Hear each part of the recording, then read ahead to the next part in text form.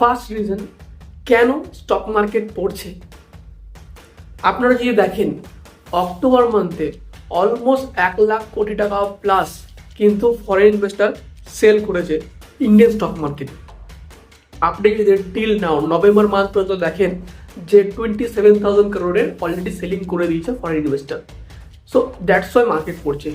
তো আপনার একটা কোশ্চেন থাকতেই পারে যে তারা হচ্ছে এত টাকা নিয়ে কোথায় লাগাচ্ছে, তাই না? তো সব থেকে বড় একটা রিজন হচ্ছে চাইনিজ মার্কেট।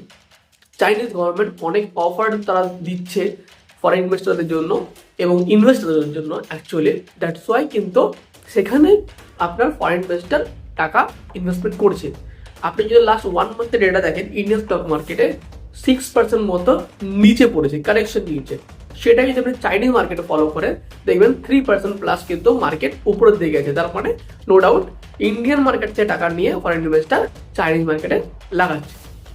নাম্বার 2 হচ্ছে যে আপনার যদি দেখেন প্রেজেন্ট টাইমে ইনফ্লেশন রেট আগে কি ছিল, রিসেন্টলি ছিল আপনার 5.81% ইনফ্লেশন রেট, সেটাকে বিট করে চলে গেছে হচ্ছে 6.21%। আরবিআই এর ইনফ্লেশন রেটের যে টলারেন্স, ম্যাক্সিমাম টলারেন্স সেটা হচ্ছে 6%, বাট সেটা হয়ে গেছে প্রেজেন্ট টাইমে 6.21%। তো এই পরিস্থিতিতে আপনি ভাবছেন যে হয়তো ফেডের মতো হয়তো আরবিআই ইন্টারেস্ট রেট কাট করবে, বাট যখনই ইনফ্লেশন রেট বাড়ে তখন কিন্তু আপনার যে রেপো রেট তার ইন্টারেস্ট কিন্তু বাড়ায়, কমায় না। সো এই পজিশনে আপনি যে এক্সপেকটেশন রাখছেন যে আরবিআই যদি ইন্টারেস্ট রেট কমিয়ে দেয় তাহলে ইন্টারেস্ট মার্কেট আবার মুভ অন করবে বা বাউন্স ব্যাক করবে, এটা একটা হতে পারে। এটা অতটা এক্সপেকটেশন না রাখাই বেটার হবে। সো নেক্সট পয়েন্ট আপনি চলে আসুন। আপনি যদি দেখেন প্রিভিয়াস হিস্টোরিক্যাল আমি যদি চার্ট ফলো করি, যতবার কারেকশন নিয়েছে বড়, তাহলে তাদের টোটাল অ্যাভারেজ যদি আপনি দেখেন 10 থেকে 15%-এরই অ্যাভারেজ কিন্তু প্রত্যেকবার কিন্তু আপনার কারেকশন নিয়েছে লাইফ টাইম হাই থেকে। সো প্রেজেন্ট টাইমে 10% পড়েছে, আপনি এক্সপেক্ট করতে পারেন হতে পারে আরও পড়তে পারে।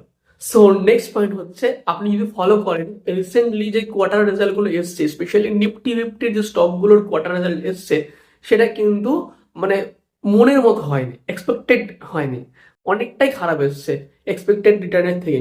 তো দ্যাটস ওয়াই কিন্তু মার্কেট নিচে পড়ছে। নেক্সট পয়েন্ট হচ্ছে যদি আপনি ফলো করেন রিসেন্টলি ইউএসএতে প্রেসিডেন্ট ট্রাম্প কিন্তু আবার প্রেসিডেন্ট হতে চলেছে, জিতে গেছে ইলেকশন। এই পরিস্থিতিতে আপনি যদি দেখেন ইনভেস্টার যারা ফরেন ইনভেস্টার তারা কিন্তু টাকা অন্য মার্কেট থেকে তুলে নিয়েছে, তারা ক্রিপ্টো মার্কেটে বা আমেরিকান ফরেক্স মার্কেটে তারা লাগাচ্ছে। এই পরিস্থিতি আপনি যদি দেখেন ডেটা চেক করলে বুঝতে পারবেন যে ক্রিপ্টো কারেন্সির প্রাইস কতটা হাই চলে গেছে, বা আপনি প্রেজেন্ট টাইমে দেখেন ডলারের প্রাইস প্রেজেন্ট টাইমে কত বেশি ইনক্রিজ রুপির তুলনায়।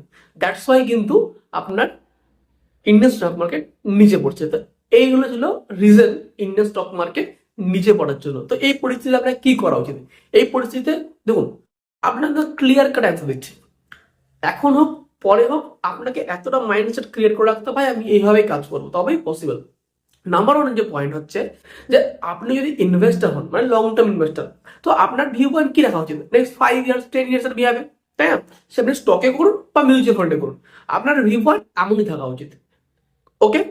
নাম্বার 2 হচ্ছে যদি আপনি ট্রেডার হলে কি হয়, আপনাকে proper risk management strategy implement করতে হবে, আপনাকে প্রপার সেখানে ডাইভার্সিফিকেশন ফলো করতে হবে, proper SL and target maintain করতে হবে, তবেই পসিবল।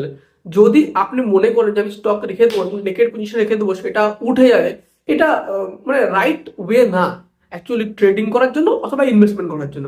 তো আপনাকে ভাবতে হবে যদি আপনি করতে হয় এইভাবেই করতে হবে, যদি আপনি ইনভেস্টার হন অথবা ট্রেডার হন আপনাকে এইভাবেই ফলো করতে হবে। অ্যান্ড যদি প্রেজেন্ট টাইমে আপনার কোনো লেভারেজ পজিশন থাকে তো আমি বলবো লেভারেজটাকে আপনাকে সরিয়ে দেওয়া উচিত। কেননা লেভারেজ দিলে কি হয়, ম্যাক্সিমাম যে লসের পরিমাণ সে লসের পরিমাণ তো আরো বেশি বাড়বে। এবং যদি আপনি জানেন যে এমওএস 20%-এর নিচে পড়ে গেলে অটোমেটিকলি আরএমএস থেকে সেল আউট করে দেয়, এটা একটা বড় ইস্যু। তো দ্যাটস ওয়াই আপনি এখানে ফোকাস করতে পারেন। সো প্রেজেন্ট টাইমে আরেকটা জিনিস করতে পারেন, সেটা হচ্ছে এসআইপি। আপনি যদি বর্তমানে 5,000 টাকা এসআইপি করছেন, এখানে কিন্তু আপনি 10,000 টাকা 15,000 টাকা 20,000 টাকা এসআইপি করতে পারেন যদি আপনার কাছে ক্যাপাসিটি থাকে।